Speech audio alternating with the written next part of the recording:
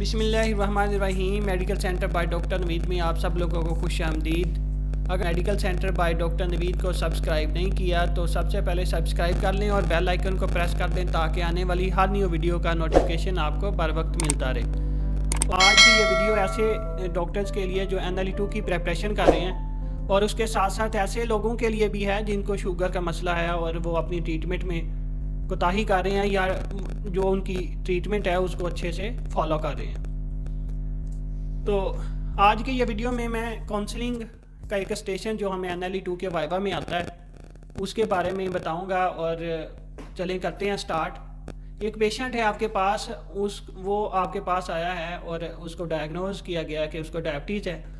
आपने उसकी काउंसलिंग करनी है, उसको बताना है कि हाँ भाई आपको शुगर का पता चला है और आपने इसको कैसे कंट्रोल करना है और क्या क्या आपने एहतियात इसमें करनी है। अस्सलाम वालेकुम, मेरा नाम डॉक्टर नवीद है। मैं आज आपकी बीमारी के मतलब आपसे बात करना चाहता हूँ। आपका नाम क्या है? मरीज़ अपना नाम बताएगा। अस्सलाम वालेकुम, मेरा नाम डॉक्टर नवीद है। मैं आज आपसे आपकी बीमारी के मतलब बात करना चाहता हूँ। आपका नाम क्या है? मरीज़ अपना नाम बताएगा। आप इससे पहले कि मैं बात करूँ, मैं जानना चाहता हूँ कि आप अपनी बीमारी के मतलब क्या जानते हैं। अच्छा, ये ना स्टार्ट करने से पहले मैं ये बता दूं कि कोई भी अगर काउंसलिंग का स्टेशन आता है तो उसमें जो एग्जामिनर है वो देख रहा होता है कि आपको इस बीमारी के मतलब क्या पता है, और दूसरा ये कि आप मरीज़ को कैसे मुतमिन करते हो और कैसे समझाते हो कि हाँ ये मसला है आपका और इस मसले में ये हो सकता है, ये परेशानी आ सकती है, और अगर आप इसको कंट्रोल करेंगे तो किन किन चीज़ों से आप बच सकते हैं। इसी तरह आज की इस वीडियो में स्टार्ट करते हैं। अस्सलाम वालेकुम, मेरा नाम डॉक्टर नवीद है। मैं आज आपसे आपकी बीमारी के मतलब बात करना चाहता हूँ। आपका नाम क्या है? सबसे पहले मैं ये जानना चाहता हूँ कि आप अपनी बीमारी के मतलब क्या जानते हैं।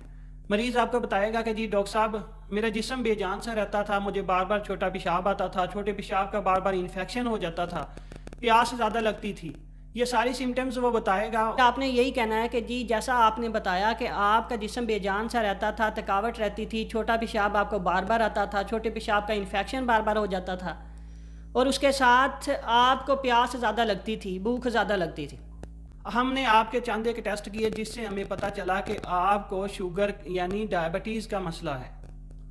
मरीज़ हो सकता है थोड़ा परेशान हो, वो कहे कि ये शुगर क्या होती है, तो आपने फिर उसको बताना है कि शुगर एक ख़ानदानी या मौसी बीमारी है जिसमें आपके जिस्म के अंदर इंसुलिन की कमी की वजह से या रेजिस्टेंस की वजह से खून की जो नालियां होती हैं उसके अंदर शुगर या ग्लूकोज का लेवल एक ज़रूरत से ज़्यादा रहने लग जाता है।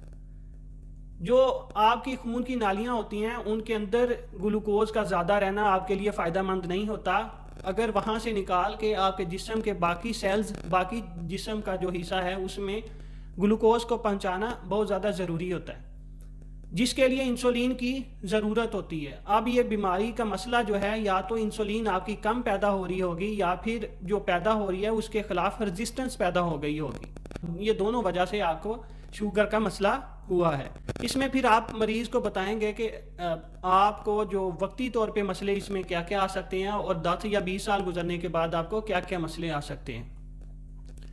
अगर आप शुगर को कंट्रोल नहीं करेंगे तो आपको बार बार छोटे पेशाब का इन्फेक्शन हो सकता है। अगर शुगर आपकी बहुत ज़्यादा हाई हो गई है तो आप बेहोश हो सकते हैं, पसीने आपको आ सकते हैं, और ये एक आपके लिए अच्छी चीज़ नहीं होगी।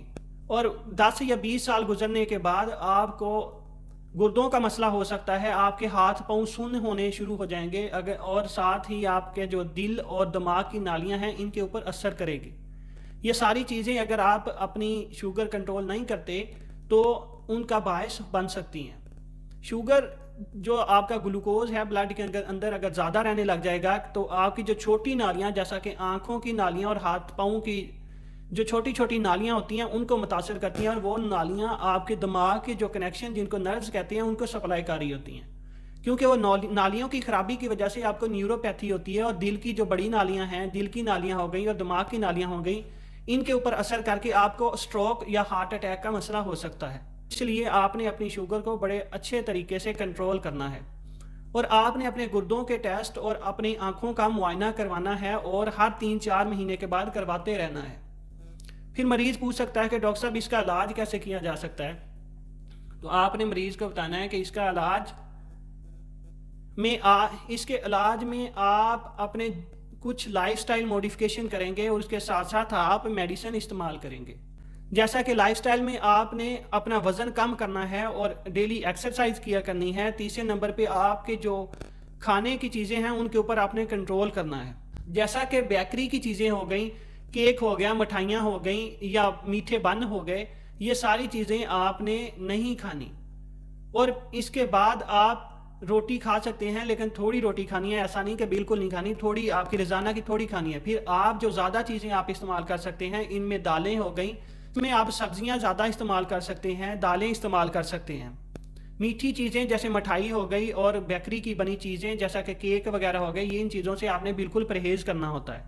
اگر آپ اپنی شوگر کو کنٹرول نہیں کریں گے تو آپ کو وقتی طور پہ بھی مسئلے ہوں گے اور 10-20 سال گزرنے کے بعد کرونک کمپلیکیشن کا وجہ بھی بنے گی.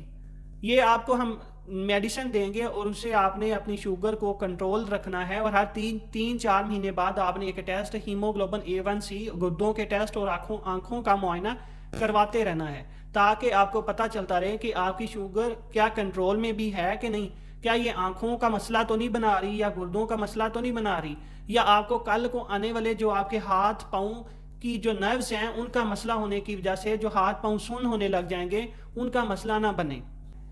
پھر آپ ساری چیزیں بتانے کے بعد مریض سے پوچھو گے کہ جو بھی آج ہماری گفتگو ہوئی اس سے آپ مطمئن ہیں, کیا کوئی ایسی بات رہ تو نہیں گئی جو آپ بتانا چاہتے ہوں. اگر مریض اس ساری چیزوں سے مطمئن ہے تو پھر آپ اس کے بعد کہیں گے کہ آپ کے تعاون کا بہت بہت شکریہ. اللہ حافظ.